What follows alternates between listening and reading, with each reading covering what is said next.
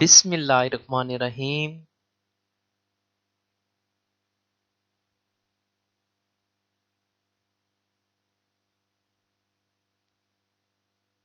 आज का हमारा टॉपिक है सर्विस बुक मेंटेनेंस। हम सर्विस बुक कैसे बना सकते हैं, सर्विस बुक को कैसे मेंटेन रखा जा सकता है, सर्विस बुक को कैसे अप टू डेट रखा जा सकता है, सर्विस बुक को बनाते हुए कौन सी अहम बातों को लाजमी मद्देनजर रखना चाहिए, सर्विस बुक पर कौन कौन सी एंट्रीज वगैरह की जाती हैं।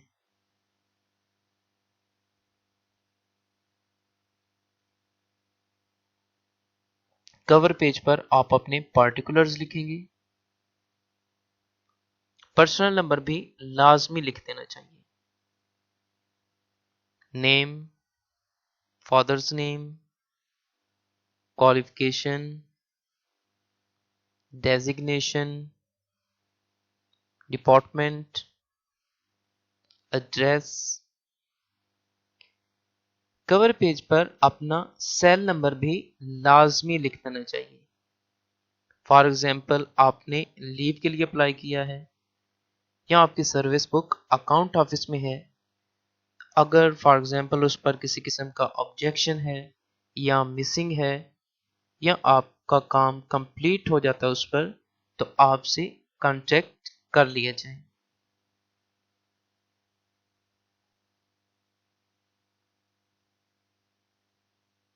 सर्विस बुक के पहले पेज पर किसी भी किस्म की कटिंग, ओवर राइटिंग, वाइटनर का इस्तेमाल बिल्कुल भी नहीं करना चाहिए।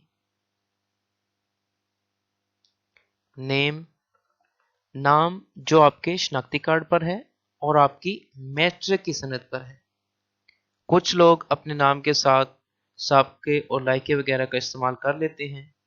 कुछ लोग अपने नाम के साथ तखल्लुस वगैरह इस्तेमाल करते हैं, गुल, नाज वगैरह।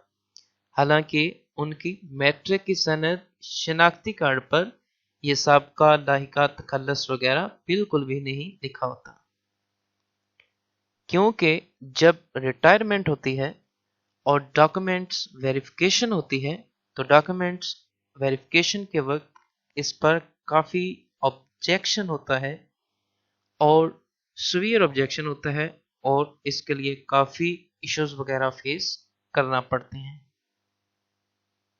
तो लिहाजा बेहतर ये है कि आपका जो शनाख्ती कार्ड पे और मैट्रिक की सनद पे जो आपका नाम है, सिर्फ और सिर्फ आप वही लिखें, किसी भी किस्म के साबके, लायके, तखल्लुस के बगैर।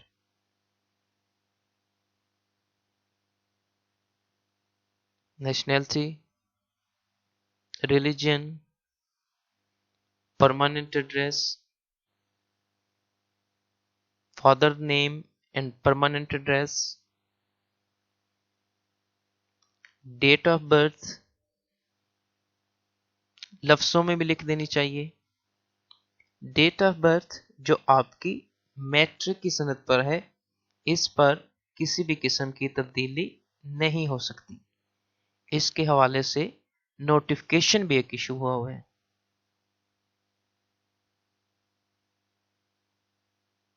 डेट ऑफ बर्थ जो गवर्नमेंट सर्विस ज्वाइनिंग के वक्त लिख देगी है, वो फाइनल होगी, हतमी होगी। इसके बाद सिविल सर्वेंट की डेट ऑफ बर्थ में किसी भी किस्म की तब्दीली की इजाज़त बिल्कुल भी नहीं है।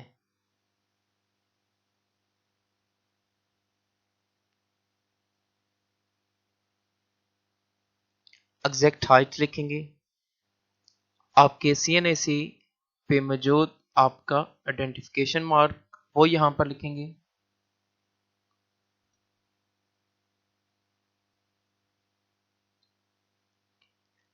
मेल बाएं हाथ की और फीमेल दाएं हाथ की उंगलियों के यहाँ पर निशानात लगाएंगे। Little finger, ring finger, middle finger, four finger, thumb. 0.9 सरकारी मुलाजम के दस्तखत होंगे और इसके साथ डेट भी लाजमी लिखी जाती है।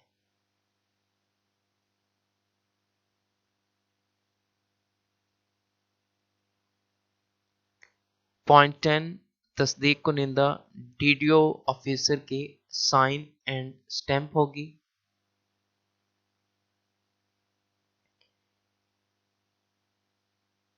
एक बात जो बहुत ही ज़्यादा मिसिंग होती है, कि इस सफ़े की कम से कम 5 साल के बाद कंफर्मेशन होना ज़रूरी है। पॉइंट नंबर 9, सरकारी मुलाजम के जो दस्तखत थे, और पॉइंट नंबर 10, तस्दीक कुनिंदा अफसर के दस्तखत, इनके नीचे जो है वो तारीख लाजमी लिखी होनी चाहिए। हर 5 साल के बाद इसकी कंफर्मेशन साइन एंड स्टैम्प लाजमी करवानी चाहिए। उंगलियों के निशानात के लिए हर 5 साल के बाद इसकी तस्दीक की ज़रूरत नहीं है। फर्स्ट कॉलम में डेजिग्नेशन लिखेंगे, कॉन्ट्रैक्ट पर हैं या परमानेंट हैं। इसके अलावा अगर किसी ऐसी पोस्ट पर हैं जो अकॉर्डिंग टू रूल उस पर पेंशन मिलेगी, तो इस कॉलम में उसकी एंट्रीज होंगी। इस कॉलम में आप जो पे ले रहे हैं वो लिखेंगे। एडिशनल पे ले रहे हैं, पर्सनल लोन्स वगैरह, वो लिखेंगे। इसके अलावा कुछ स्पेशल लोन्स वगैरह ले रहे हैं, इस कॉलम में आएंगी। जो तनख्वाह ले रहे हैं उसकी तारीख तकर्री कब से ये लागू हो रही है वो लिखेंगे। इस कॉलम में सरकारी मुलाजिम के दस्तखत आएंगे। कंसर्न ऑफिसर की स्टैंप आएगी, छोटी स्टैंप होती है वो इस पे लगेगी और इसके इनिशियल्स होंगे। इस कॉलम में हम लिखेंगे किस तारीख को ये एंट्री क्लोज हो रही है, वजह क्या है, सालाना तरक्की है, प्रमोशन हो रही है, अपग्रेडेशन हो रही है, ट्रांसफ़र हो रही है, रिटायरमेंट हो रही है, वो इस कॉलम में लिखेंगे। छोटी स्टैंप आएगी कंसर्न ऑफिसर की और साइन होंगे। अगर कोई लीव ली है इस कॉलम में आएंगी, उनका पीरियड ड्यूरेशन यहाँ पर लिखेंगे। जो सैंक्शन अथॉरिटी है उसके साइन एंड स्टैंप आएंगे। इसके अलावा अगर आपको कोई पनिशमेंट मिली है तो उसका रिकॉर्ड इस कॉलम में आएगा। लास्ट पेज पे एक पुलिस डिपार्टमेंट या इसके मुतलका डिपार्टमेंट का ये पेज होता है, इसमें डिस्ट्रिक्ट एंड पोस्ट होती है। डिस्ट्रिक्ट एंड पोस्ट लिखेंगे, डिस्ट्रिक्ट ऑर्डर नंबर लिखेंगे, किस डेट को जा रहे हैं या आ रहे हैं वो लिखेंगे।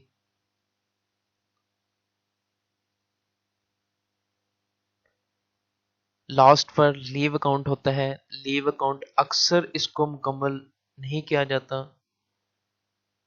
इसको भी साथ साथ मेंटेन करना चाहिए। इसके हवाले से एक अलहदा वीडियो बनाई है, उसका लिंक डिस्क्रिप्शन में दे दूंगा।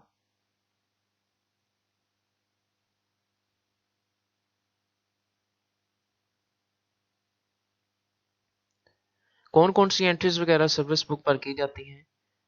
स्टार्ट ऑफ सर्विस की एंट्री होती है, पे फिक्सेशंस की एंट्रीज होती हैं, ट्रांसफर्स की एंट्रीज होती हैं, रिलीविंग की एंट्री होती है, ज्वाइनिंग की एंट्री होती है, प्रमोशन वगैरह होती है तो उसकी एंट्री वगैरह होगी, अपग्रेडेशन अगर होती है कैडर की उसकी एंट्री होगी, पे स्केल रिवाइज जब होते हैं उसकी एंट्री होगी, एनुअल इंक्रीमेंट सालाना तरक्कियां जितनी भी लगती हैं उसकी एंट्री होती है,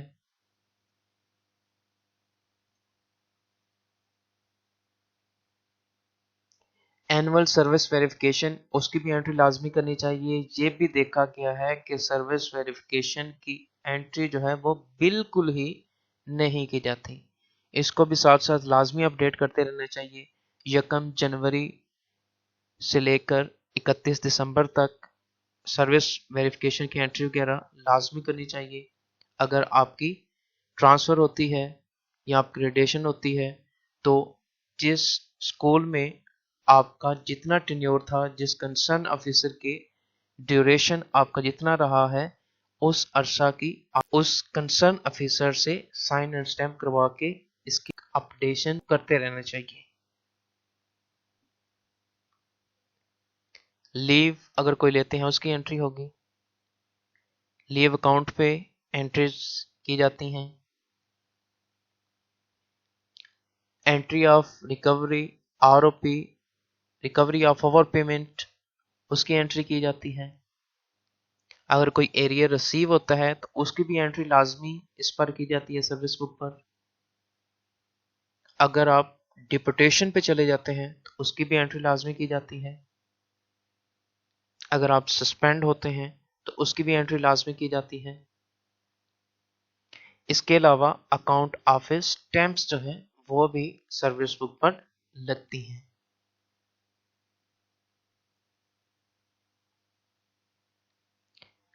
सर्विस बुक के साथ साथ आप contract letter, joining, regular order, transfer, relieving, joining, promotion, upgradation, leaves notification, educational documents और डिग्रीज की तमाम डॉक्यूमेंट्स, इन तमाम डॉक्यूमेंट्स की मुसद्दका नकूल आपको साथ साथ इसके लव करते रहना चाहिए।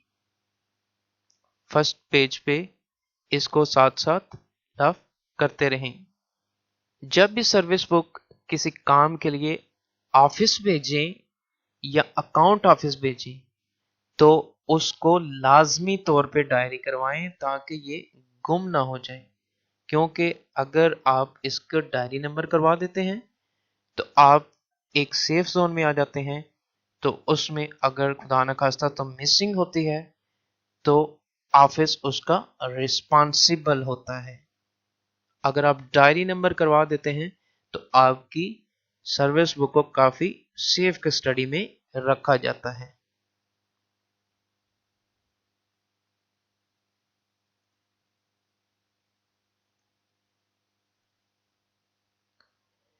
सर्विस बुक को इन टाइम अपडेट लाजमी करवाते रहना चाहिए या खुद करते रहना चाहिए। अपनी सर्विस बुक को साथ साथ चेक करते रहना चाहिए कि क्या ये प्रॉपर अप टू डेट हो रही है। अक्सर ये बात बहुत ही ज़्यादा सुनने को मिलती है, क्लर्कों की जिम्मेदारी है, फलां की जिम्मेदारी है, फलां की जिम्मेदारी है। तो अर्ज ये है कि इस सर्विस बुक की बुनियाद पर आपको तमाम रिटायरमेंट के वक्त फ्रिंज बेनिफिट्स और तमाम फाइनेंशियल बेनिफिट्स जो हैं आपको इसी की बुनियाद पर मिलते हैं। लिहाजा जो है इसको अपडेट करवाते रहना चाहिए। कोशिश ये करनी चाहिए कि अगर किसी की हैंड राइटिंग बेहतरीन है उसे अपडेट करवाएं ताकि आपकी बेहतरीन एक सर्विस बुक रहे, नीट एंड क्लीन रहे। डुप्लीकेट सर्विस बुक भी लाजमी बनानी चाहिए, इसको भी साथ साथ अपडेट करते रहना चाहिए। डुप्लीकेट सर्विस बुक क्या होगी कि आपकी जो सर्विस बुक है इसकी बेहतरीन क्लियर फोटोकॉपी जो है वो करवा लेनी चाहिए और उस क्लियर फोटोकॉपी जो है उसको आपने कंसर्न ऑफिसर जो है उससे साइन एंड स्टैम्प करवा के रख लेना चाहिए अपने रिकॉर्ड के लिए। कॉन्ट्रैक्ट पीरियड की भी फाइनेंशियल स्टैम्प्स जो है वो लाजमी लगवानी चाहिए, क्योंकि ये भी अक्सर देखा गया है कि कॉन्ट्रैक्ट पीरियड ऑफ टाइम की जितनी भी हैं अकाउंट ऑफिस से स्टैम्प्स नहीं लगवाई जाती, लाजमी लगवानी चाहिए। क्योंकि पे प्रोटेक्शन का डिसीजन आ चुका है, जल्द या बदीर इसके बेनिफिट्स जो हैं वो लाजमी मिलेंगे। लिहाजा कॉन्ट्रैक्ट पीरियड ऑफ टाइम की भी फाइनेंस स्टैम्प्स जो हैं वो अकाउंट ऑफिस से लाजमी लगवानी चाहिए।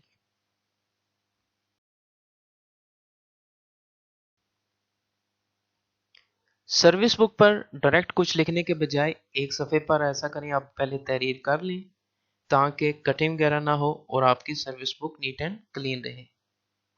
वाइटनर का इस्तेमाल बिल्कुल भी नहीं करना चाहिए। कटिंग ओवर राइटिंग से हत्तल इम्कान जो है कोशिश करनी चाहिए कि इज्तना भी करना चाहिए, अवॉइड करना चाहिए। लेकिन अगर कुछ गलत लिख चुके हैं तो इस पर वाइटनर ओवर राइटिंग के बजाय सिंपल काट कर उसे नया लिख लें और कंसर्न ऑफिसर के उस पर दस्तखत लाजमी करवाएं।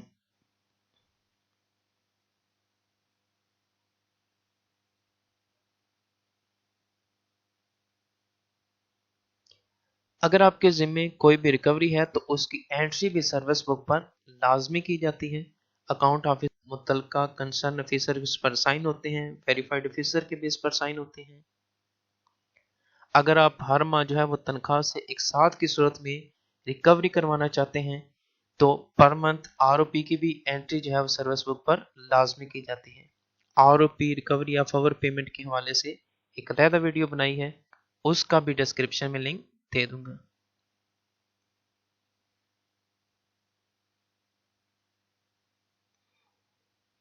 Account of stamp, account of stamp जो लगती है उसके साथ ये भी कंफर्म करना चाहिए स्टैम्प रजिस्टर जो है स्टैम्प रजिस्टर पर उसकी एंट्री लाजमी करवाएं और उसका नंबर भी साथ में लाजमी लिखें, ताकि जब आपकी 10 साल के बाद कंफर्मेशन हो, 15 ईयर्स के बाद, 20 ईयर्स के बाद आपकी ये सर्विस बुक जब वेरीफाइड हो, अगर कुछ मिसिंग वगैरह हो या कुछ जो है एम्बिग्विटी वगैरह हो तो उसको उस रजिस्टर से रिकनसाइल कर लिया जाए, कंफर्म कर लिया जाए। इसके अलावा इस पर 3 ऑफिसर्स के 2 ऑफिसर्स के इनिशियल्स होते हैं, ब्लैक के साथ, रेड के साथ, और फाइनेंस अकाउंट ऑफिस हेड जो हैं उनके ग्रीन पेंसिल के साथ साइन होते हैं और डेट भी लाजमी मेंशन करवानी चाहिए। कॉन्ट्रैक्ट पीरियड ऑफ टाइम की ये स्टैम्प है, कॉन्ट्रैक्ट पीरियड ऑफ टाइम की भी स्टैम्प लाजमी फाइनेंस से करवानी चाहिए। 23 अप्रैल 2015 को इनिशियल पे स्टार्ट हो रही है, बेसिक पे इतनी थी, एनुअल इंक्रीमेंट और फाइनल स्टेज इसकी ये होगी, और नेक्स्ट एनुअल इंक्रीमेंट लगेगी 1 दिसंबर 2015 को।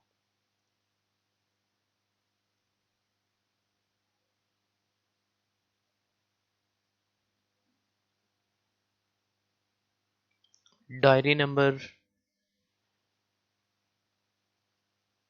Account office officer sign, verified officer sign, date भी मेंशन है, और इसके अलावा अकाउंट ऑफिस से एक सेल लगती है, ये आपको पेज पर उभरी हुई सेल नजर आ रही होगी।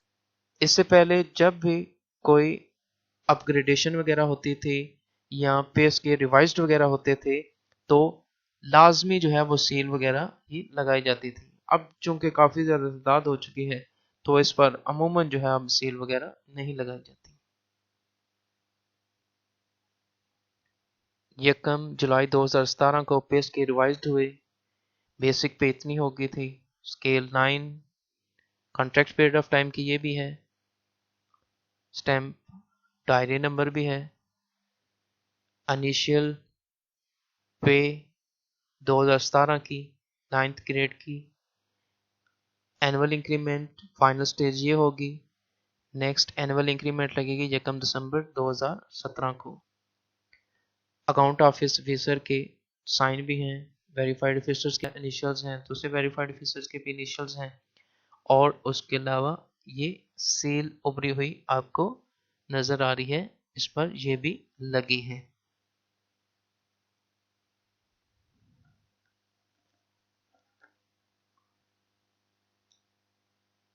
सर्विस बुक एंट्री कैसे की जाती है? Employees name, designation, grade, service कहाँ पर कर रहे हैं वो भी साथ में मेंशन कर देना चाहिए। अगर कॉन्ट्रैक्ट पर हैं तो कॉन्ट्रैक्ट लिखेंगे, परमानेंट हैं, रेगुलर हो चुके हैं तो रेगुलर लिखेंगे। जब फर्स्ट एंट्री की जाती है या पे स्केल रिवाइज्ड हो जाते हैं तो पे चार्ट की मदद से एंट्री की जाती है। पे स्केल नंबर होता है, इनिशियल स्टेज, एनुअल इंक्रीमेंट और उसकी फाइनल स्टेज ये ब्रैकेट्स में लिखी जाती हैं।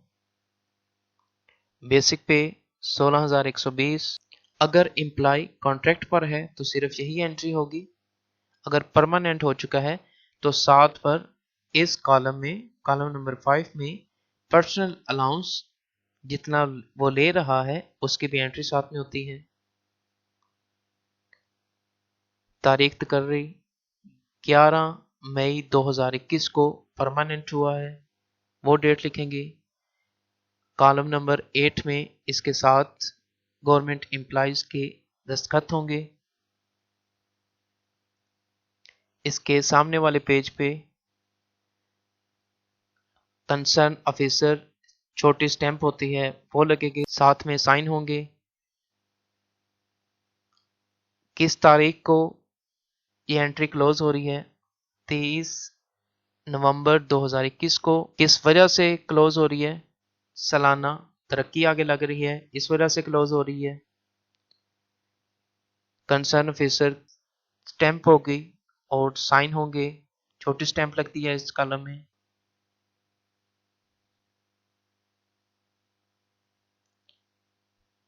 ये सर्विस बुक की पहली वीडियो है, इसमें सर्विस बुक के हवाले से कुछ अहम इम्पॉर्टेंट पॉइंट्स बताए हैं। इंशाल्लाह नेक्स्ट वीडियो में सर्विस बुक पर एंट्रीज कैसे की जाती हैं, फर्स्ट एंट्री, अपॉइंटमेंट की, ज्वाइनिंग, रिलीविंग और इसके अलावा तमाम एंट्रीज जो हैं वो नेक्स्ट आपको बताऊंगा। बहुत शुक्रिया।